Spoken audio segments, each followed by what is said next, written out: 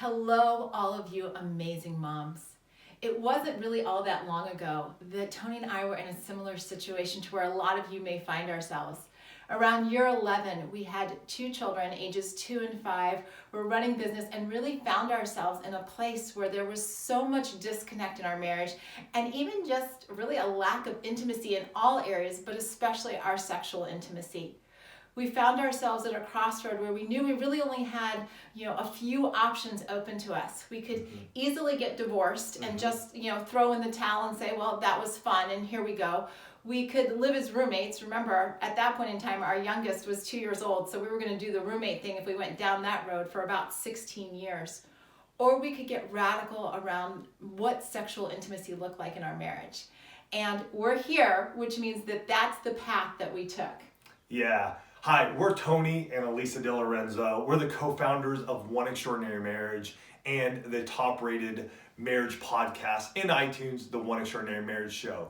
And today we really want to share with you guys what it looks like to increase, to have that sexual intimacy that we have so found over the last 11 years of our marriage. Like Alissa said, we were at the point with a 5-year-old and a 2-year-old not even close to being as intimate as we were before having kids. So we want to share with you all a few ways that we have done that and one guide that we have that we want to give to you so that you can talk to your spouse. And it's really important to, first and foremost, give yourself grace in this season. Mm-hmm. When you've got little children running around at home, even finding time together, let alone time to be intimate, can seem like climbing Mount Everest. It's one of those things too where you start looking at what was the dynamic before kids and where have we evolved, for lack of a better term, now that we've had kids. What are those things that we need to look at and change? Because for a lot of us moms, our body has changed, our sexual desires have changed, and yet here's the thing.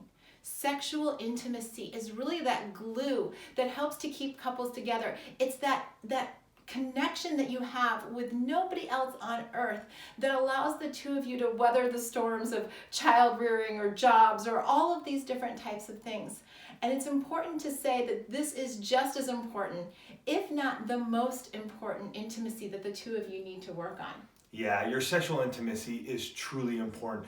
And I want to share from a husband standpoint, because for me, that is, being sexually intimate with Alissa is the most connected place that I get to be with her. And so over the years, we've had to learn. We've had to ebb and flow with the kids, young to now we have teenagers, which is a whole nother dynamic in learning how to be sexually intimate together. So there are a couple things we want to share with you that we've learned over the years that we hope you'll be able to use in your marriage to do. Now, one of the most important things that we had to learn, and it almost seems so common sense that it should be like a, oh yeah moment. But one of the most important things for us is that we had to schedule our intimacy. Mm-hmm. And I know that may sound completely foreign, and some of you may have just been like, are you kidding me? But the truth of the matter is that all of the most important things in our lives, especially our lives as moms, show up on our calendar. And I don't care if it's on your phone, I don't care if you've got a paper calendar. If it's important to you, you're gonna put it on your phone. And the sexual intimacy with your husband should be no different. Why? Because when it pops up and says, hey, date night with hubby or weekend getaway with hubby, you better believe I've got a smile on my face, and so does Tony. Yeah, so scheduling sex, which we like to call the intimacy lifestyle, this is something that we've been doing now for roughly 10 years of our marriage. And no kidding, it is the game changer. So I want to just share the outline or how we set this up in our marriage and how you could possibly set it up in your marriage, because once you do, the sexual tension begins to decrease. Mm-hmm. I'm not going to say it's going to be gone, because there's still going to be sexual tension at times in how you approach each other and how you discuss this. But this is the way we've set it up in our marriage and have had it for many, many years. So Sunday, Monday, and Tuesday, one of those 3 days, it's my opportunity to initiate sex with Alissa. And then on Wednesday, Thursday, or Friday, that's Alissa's opportunity to initiate sex. See, we decided long ago that we wanted to have sex twice a week. Mm-hmm. And yet, it couldn't go just one way. I was always the one, prior to those first 11 years of our marriage, I was always the one who would ask, sometimes even begged to have sex, and Alissa was the one who could either say yay or nay. Rarely ever did she initiate. And we found out, though, that that was detrimental to us and our marriage, because Alissa also had to show desire for me as well as me showing desire for her. And so that's how we've set it up. Saturday becomes our bonus day or our no day. Like, it's just a non-sexual intimate day. And that's a day that we have to ebb and flow and talk to one another to see if it works for us. And Tony brought up another thing that we had to learn, and that is so vital for marriages literally around the world, and that's how do you initiate? Yes. Right? You know, there aren't books, you know, when we're growing up, there aren't books that say, oh, you know, when you get married, you're going to initiate sex this way. We kind of, as couples, fall into patterns. And a lot of times, our spouses don't know what we're doing to initiate. Which is so true. Well, and if we're even initiating. Right. You know? And so to have that conversation with your spouse, if I do these things, if I walk into the bedroom in my lingerie, if I walk into the bedroom naked, those are definitely signs that, you know, it's a go tonight. But for some of you, your signs, your initiating signs may be a little bit more subtle. I tend towards the subtle side. You know, and so I thought I was going to jump in there with some of my subtle ways, but you know, I'm the one that might, you know, just put the lubricant on the side of the bed table, or turn on. We have a salt lamp, which just kind of gives a soft glow, and let's face it, everybody looks good in soft light. Here's what I would say. In my mind, I always thought initiating coming from Alissa would be like, oh my gosh, she's ripping off her clothes. She is just waiting on the bed naked for me. And yet, over time, I had to learn her initiating is much, much different. It can start early in the morning, especially when it's one of her days to initiate. I can sense the opportunities she's taking to let me know that something's going to be happening that day. And it could be through a text message. It could be the way she's speaking to me. It could be when I come home and she's very intentional about her touches. Her touches aren't overt. They're more like, hey, I'm just cuddling you. I'm touching your forearm. I'm letting you know that something's going to happen. As well as what she said. And I think both of us use the salt lamp, the lubricant, maybe a sound machine. We dim the lights, things of that nature. I think we both use those as ways to initiate. For a guy, heck, man, go get some sexy boxers, put something on nice that you look good in, that you feel good in, but it also lets your wife know. You could also do, again, sexy text messages. You could use the salt lamp. You could be approaching her with little love notes throughout the day or leaving them somewhere. But initiating allows you guys to sexually understand one another. Now, I want to say one thing about the sexy text messages, especially for those of you that have children old enough to read. And picking up your phone. You want to be careful about how those messages are written. Yes. And when they're being received. I'm just saying that maybe once or twice important. A sexy text message in our marriage has been received actually by one of the children picking up the phone. Yeah. So just a little caveat there. But there were a couple other things that you mentioned that I think are really important as a couple is working to really build their sexual intimacy. And one is opportunity. Yes. Right? As couples, especially as couples with young children, you need to take advantage of those opportunities that may come in a Saturday afternoon nap time. Or, you know, if you're really lucky, you can actually wake up before the kids. Yes. And have sexual intimacy then. And morning sex is key if you can make it happen. You're both awake. And even in our marriage, this is one of those areas, scheduling sex and having done the intimacy lifestyle for as long as we have, we've learned the ebbs and flows. We know when we're having sex too much at night and we're falling asleep, or we're getting grumpy, or we're not just paying the attention that we need to one another during our sexual intimate time. So that way we go, oh, you know what? Let's make sure the next time or the time's coming up, either it's morning sex or during the day, so we're awake and ready and vibrant for one another. And one of the things with that, because I know we moms, sometimes the idea of having sex during the day, like somebody might wake up or somebody might knock on the door. Here's the thing, almost all master bedroom doors have locks on them. Yes, use it. Use it the minute you bring your baby home from the hospital. Just get in the habit of locking that door. That way it's never like, oh, I heard the door lock. Mom and dad must be doing something there. You just get in the habit of doing it. And they do too, and they understand it. Caveat here, if your kid is screaming or something and they're knocking on your door, unlock it. We do that all the time. But our kids understand that now. And again, they're teenagers.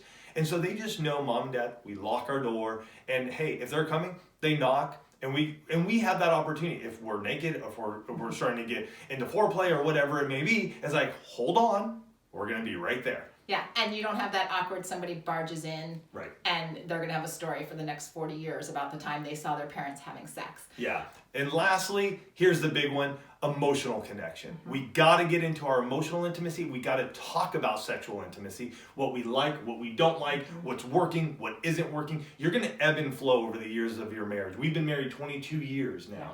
And so our sexual intimacy has changed over those years, and it's still changing as we get older. And so being able to talk about it together has been a game changer for us. Well, and for most of us, we didn't have those conversations growing up. No, right? not at Most all. people, you know, your parents might have said, "Hey, don't have sex," and that was the extent of your sex ed, or you got sex ed in school, and there wasn't this understanding of what it looks like to discuss sexual intimacy between a husband and a wife, and how does that conversation work, and where do we have that conversation, and what questions do we ask? One thing about location, it's usually a good idea to talk about your sexual intimacy somewhere outside of the bedroom, right? Yeah. There's a lot of energy around what your sexual intimacy has looked like in your bedroom. So get out and go for a walk, go, share an ice cream cone, get out of the house to be able to have those conversations and just to feel relaxed about it, especially if it's not like, oh, well, we're talking about sex, now we're just gonna go have sex. Can I share one place that I like talking about sex with Alissa is on drives. No kids in the car, just us. It's private. It's not like we're sitting out at a coffee shop or an ice cream shop where everybody could hear us. We're just going along, driving, and we're able to open up. And you're probably wondering, well, what questions do we ask?